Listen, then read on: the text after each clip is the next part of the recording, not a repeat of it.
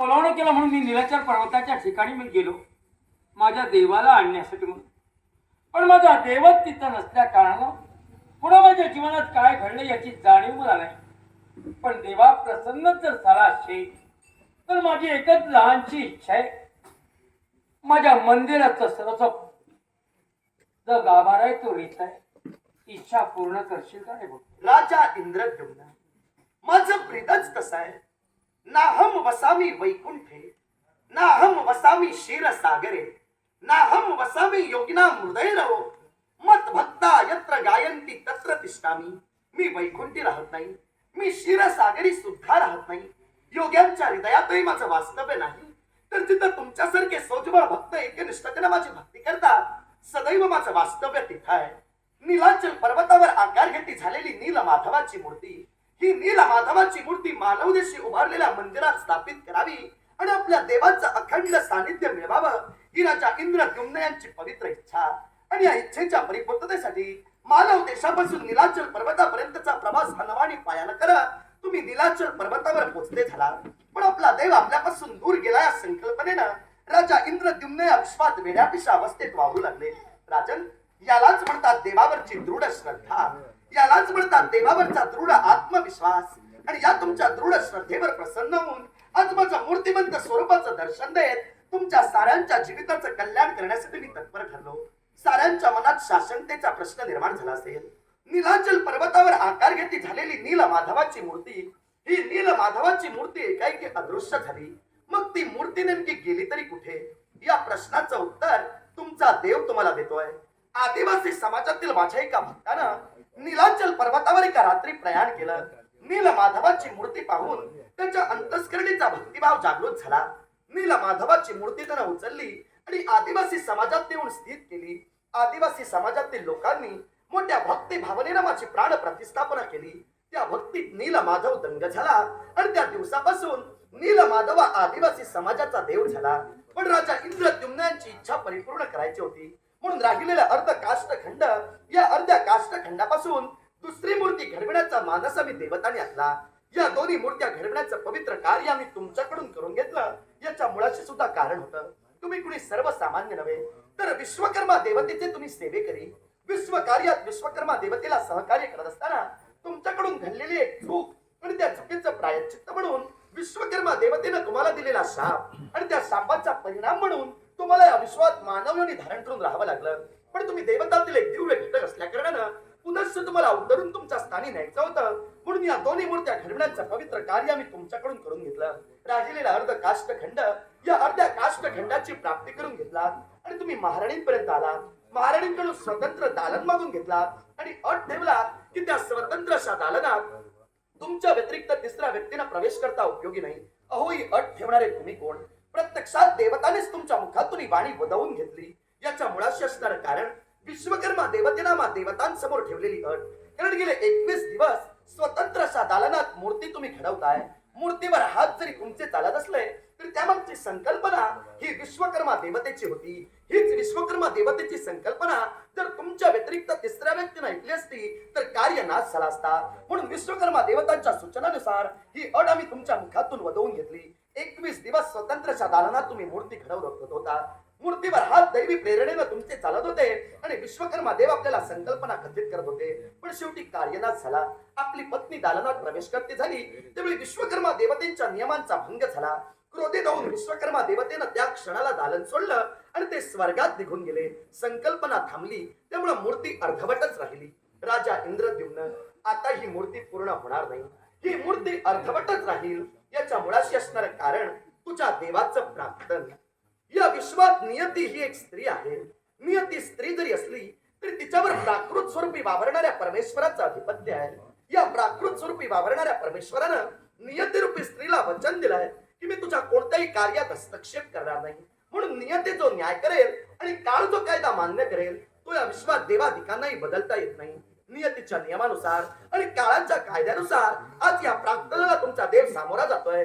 याच्या मुळाशी असणारं कारण तुझ्या देवाचा त्रेतायुगापासूनचा इतिहास. त्रेतायुगी माझा जो अवतार होता तो मर्यादा पुरुष प्रभू रामचंद्र हा अवतार. मानवतेची मर्यादा मानवतेला पटवून देण्यासाठी मर्यादा पुरुष प्रभू राम म्हणून या विश्वात मी जन्म घेतला. पण हा अवतार साकार करत असताना घडलेली एक घटना, आणि ती घटना कोणती तर लंकाधीश रावणांनी सीतेचं चौर्यकर्म केलं. पत्नी विराहानं राघव वेडापिसा झाला. लता वृक्ष वेलींना मी आलिंगन देता झालो. त्यायोगे या विश्वात जे शापित गंधर्व होते त्या शापित गंधर्वांचा उद्धार झाला. पण माझी सीता माझ्यापर्यंत पुनश्च येणं फार गरजेचं होतं. म्हणून कोणतंही सैन्य माझ्याकडे नसताना फक्त प्रबळ आत्मविश्वासावर लंकाधीश रावणाशी द्वंद्व करून सीतेची मुक्तता करण्याचा मानस मी आखला. मार्गात ग्रंथिका झाली ती भक्तराज सुग्रीव यांची. भक्तराज सुग्रीवांनी आपल्या जीवनाचा स्वाकारा रामचरणाशी केला आणि त्यांच्या मुखातून शब्द बाहेर पडले, राघवा, राम रावण युद्धात मी तुला सहकार्य करण्यास इच्छुक आहे, पण माझा ज्येष्ठ बंधू म्हणजे वाली, या वालीच्या त्रासापासून तुम्ही मला मुक्त करा. वालीच्या त्रासापासून मुक्त झाल्यानंतर माझ्या वानर सेनेसह राम रावण युद्धात मी तुम्हाला सहकार्य करेन. तेव्हा भक्तराज सुग्रीवाच्या इच्छेसाठी वालीला मारण्याचा डावपेच रामानं आखला आणि तो सुद्धा कोणत्या रीतीनं तर वृक्षाडून बाण सोडला. हा बाण वालीच्या मर्मस्थळी लागला आणि मृत्यू या शाश्वत सत्याला वालीला सामोरं जावं लागलं. पण प्राणोत्क्रमण होत असताना वालीच्या मुखातून निघणारे ते महाभयंकर असे शब्द, आणि ते शब्द कोणते तर राघवा, मी एक पराक्रमी योद्धा होतो, तू एक क्षत्रिय होतास. मग असं असताना मानवतेची मर्यादा जर मानवतेला या अवतारात तू पटवून देतोयस तर माझा सेवक हा अधर्मानं का केलास? जर समर भूमीवर तुम्हाला ललकारलं असतंस आणि युद्ध भूमीवर जर तू माझा सेवक केला असतास तर माझ्या मनात खंत निर्माण झाली नसती. पण वृक्षाडून बाण सोडत तू माझा सेवक करतोयस तेव्हा राघवा हा तुझा अधर्म नाही का? त्यामुळे वालीच्या समाधानाप्रित्यर्थ राघवानं भाष्य केलं. ते भाष्य कोणतं तर वालीचा जन्म झाला होता तो कपी कुळात, त्यामुळे त्याची शाखा होती ती मृग शाखा. त्यामुळे शाखा मृग असणाऱ्या जनावराची शिकार ही क्षत्रियाला वृक्षाडून बाण सोडून करता येते. या धर्मशास्त्रानुसार वाली तुझा सेवक राघव करतोय. पण प्राण त्यागत असताना आमचे शब्द वालीला रुचले नाहीत. त्यावेळी वालीच्या मुखातून निघणारी ती महाभयंकर अशी शापवाणी, आणि ती शापवाणी कोणती तर राघवा, तू माझा सेवक अधर्मानच करतोय या दृढ निश्चयानं मी प्राण त्यागतोय. पण मी पुन्हा जन्म घेईन, पुन्हा जन्म घेऊन तुझ्या मृत्यूला मी स्वतः कारणीभूत ठरेन. हाच त्रेतायुगातला वाली द्वापारयुगी जरा नावाचा पारधी म्हणून जन्म घेता झाला. त्रेतायुग संपलं, द्वापारयुगाला सुरुवात झाली. द्वापारयुगात माझा जो अवतार होता तो गोपाल कृष्ण अवतार. जरा संडाच्या त्रासाला कंटाळून सागराच्या मध्यभागी एका रात्री एका स्तंभावर आम्ही द्वारकेची प्रस्थापना केली. याच आमच्या द्वारकेत एके दिवशी क्रोध महर्षी दुर्वास ऋषींचं आगमन झालं. दुर्वास ऋषींचं यथायोग्य स्वागत मी आणि माझे बलराम दादा यांनी द्वारकेत केलं. पंगती भोजनाचा अलभ्य लाभ दुर्वास ऋषींनी आमच्या समवेत घ्यावा अशी इच्छा मी प्रदर्शित केली. त्यावेळी दुर्वास ऋषी उद्गारले, भोजनात पायस म्हणजे खिरीचा समावेश असावा. त्यावेळी दुर्वास ऋषींच्या इच्छेसाठी भोजनात खिरीचा समावेश केला गेला. पण भोजन ग्रहण करत असताना दुर्वास ऋषीच्या पद्धतीनं ती खीर खात होते. ती पद्धत पाहून गोपालकृष्ण त्यांच्यावर हसला आणि हाच माझ्याकडून घडणारा अक्षम्य अपराध. या अपराधाचं शासन म्हणून क्रोध महर्षी दुर्वास ऋषींनी मला शासन ठोठावलं. आपल्या हाती असणारं उष्ट्या खिरीचं पात्र गोपालकृष्णाच्या हाती दिलं आणि हीच उष्टी खीर गोपालकृष्णा तू तुझ्या सर्वांगाला चर्चित करावीस असं मला शासन ठोठावलं. क्रोध महर्षी दुर्वास ऋषींचा कोप मला ज्ञात होता, म्हणून उष्ट्या खिरीचं पात्र हाती घेतलं आणि तीच उष्टी खीर गोपालकृष्णानं आपल्या सर्वांगाला चर्चित करण्यास सुरुवात केली. पण सर्वांगाला उष्टी खीर चर्चित करत असताना आठवण मात्र वालीची ठेवली. कारण सर्वांगाला उष्टी खीर चर्चित केल्यामुळं माझा संपूर्ण देह हा वज्रमय झाला. त्यायोगे या विश्वात मला वज्रांगधारी गिरीधर म्हणून ओळखलं गेलं. पण हीच उष्टी खीर मी माझ्या उजव्या पायाच्या तळव्याला लावली नाही. त्यामुळे माझ्या उजव्या पायाचा तळवा हा मृदूच राहिला आणि आठवण झाली ती कुरुच्या समरांगणाची.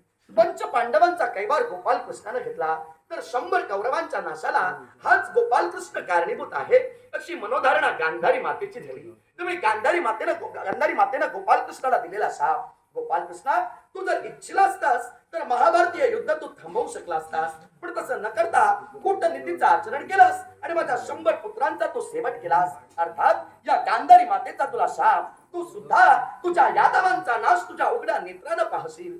जन्मभर मातांचे आशीर्वाद ग्रहण करणाऱ्या गोपालकृष्णानं त्या मातेचा शाप सुद्धा मोठ्या मनानं स्वीकारला आणि स्मरण केलं ते समुद्राच्या रोषाचं. त्रेतायुगात लंकेत पोचतो होण्यासाठी समुद्राचा अडथळा रामसेनेला होत होता.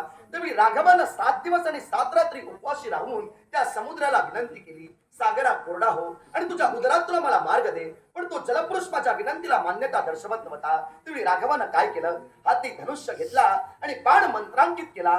हा बाण जर राघवानं त्या क्षणाला सोडला असता तर विश्वातील जलतत्व नष्ट झालं असतं.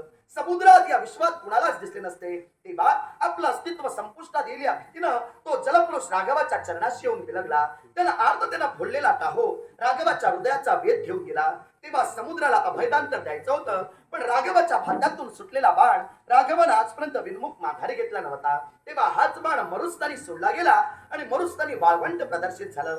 या उपकाराची परतफेड म्हणून त्या समुद्रानं आम्हाला मार्ग सूचित केला. आणि तो मार्ग कोणता? तर समुद्रातून जर रामसेनेला मार्ग हवा असेल तर तुम्ही मला कोरडा करू नका, तर खडकावर रामशी अक्षर लिहा आणि राम मंत्रांकित खडक तुम्ही सागराच्या उदरात टाका. ज्या खडकावर राम अक्षर असतील ते खडक माझ्या देहावर तरंगले जातील. नल आणि नील या दोन वानरांनी खडकावर राम अक्षर रेखाटायला सुरुवात केली आणि वानर सेनेकडून राम मंत्रांकित खडक समुद्राच्या उदरात जाऊ लागले. तेव्हा राम सेतू उभारला गेला आणि राम सेतूवरून चालत माझं वानर सैन्य लंकेत पोचत झालं. लंकादेश रावणाशी युद्ध झालं, सीतेची मुक्तता झाली आणि विजयाचा हर्ष घेऊन पुनश्च आम्ही अयोध्येत परतलो. अयोध्येत राघवाच्या राज्याभिषेकाचा सोहळा मोठ्या थाटामाटात संपन्न झाला.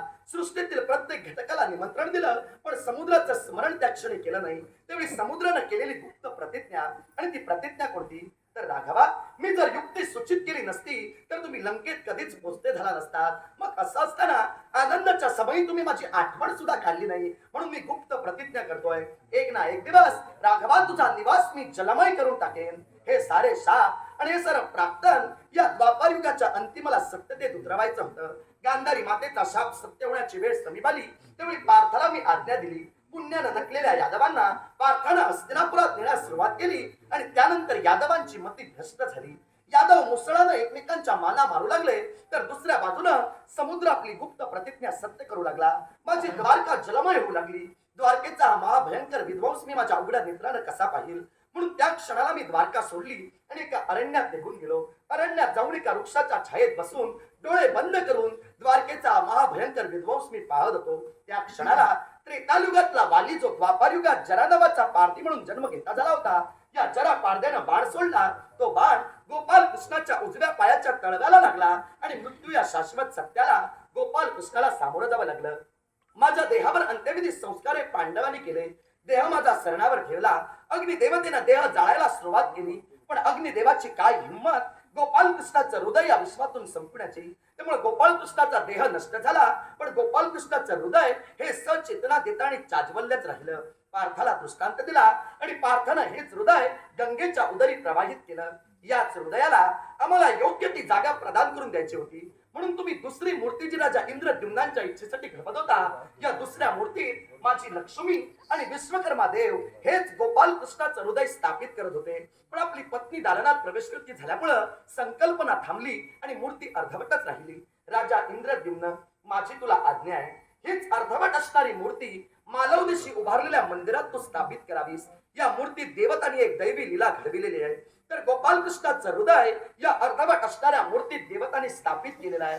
महाविष्णू आपली दिव्य ज्योत त्या अर्धवट राहिलेल्या मूर्तीत स्थलांतरित करेल. महाविष्णूची दिव्य ज्योत स्थलांतरित असणाऱ्या आणि गोपाल कृष्णाचं हृदय असणाऱ्या या अर्धवट असणाऱ्या मूर्तीला, म्हणजे या माझ्या नव्या अवताराला, हे अखिल विश्व यापुढं जगन्नाथ जगन्नाथ जगन्नाथ